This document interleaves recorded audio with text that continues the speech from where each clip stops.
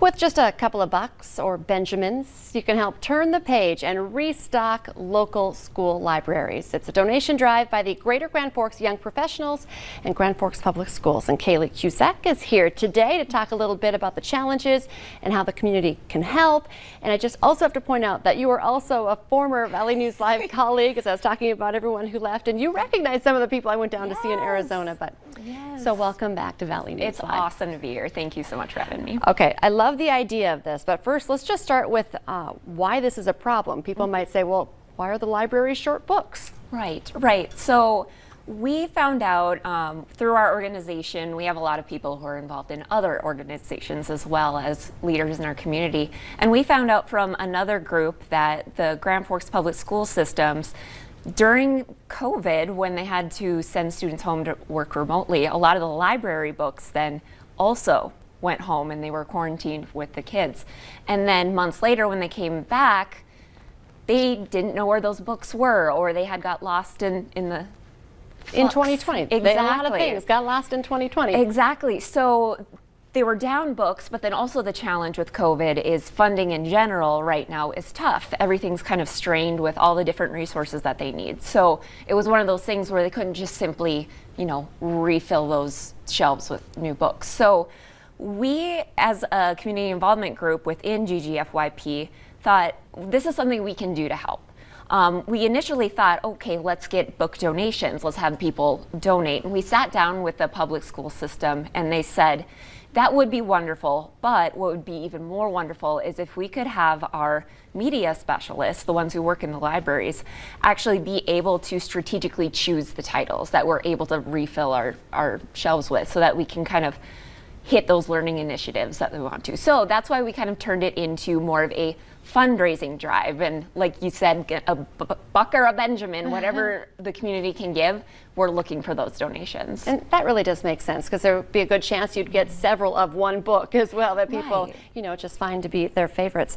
Okay, so you said you're kind of already going. If you want to help today, you can help. But how is it working as far as making that donation? Yeah, absolutely. So we're doing it on a lot of different fronts. Most of them are virtual right now. We have posted a link on our Facebook page and also at ggfyp.com where you can just go and do a simple PayPal donation.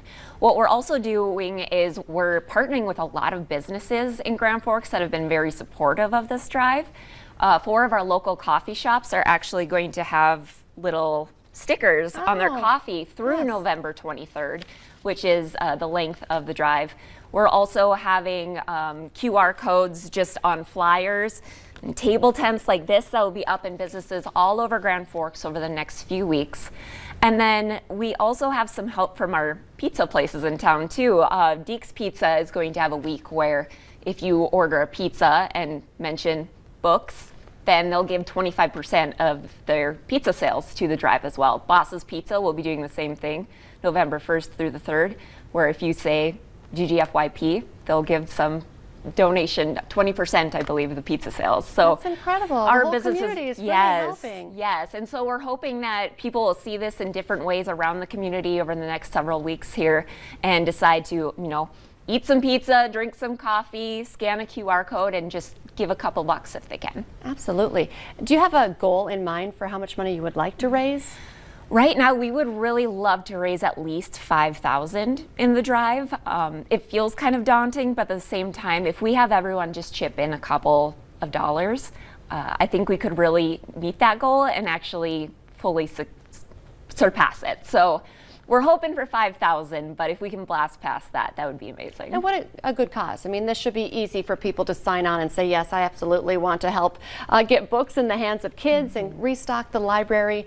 Have people said that? Like, hey, yes, absolutely. Reading's so important, and I feel like it continues to be as we're still staying home more. Absolutely, yeah. When we did our initial reach outs to the businesses, right away they're like, oh, this is essential. This is something that we would love to support. And especially for our organization, Grand Forks Young Professionals, we know that getting books in hands of kids young, that's what creates the community's next leaders. So we want to do everything we can do to support that and keep our community strong. Kaylee, thank you so much for coming in and what you guys are doing. We'll try to get that link up on our North Dakota Today Facebook page as well to help make it easier for people to donate. Appreciate it. Thank you. Stay with us. Coming up next, Fargo Police are in studio with how we can keep our kids safe this Halloween.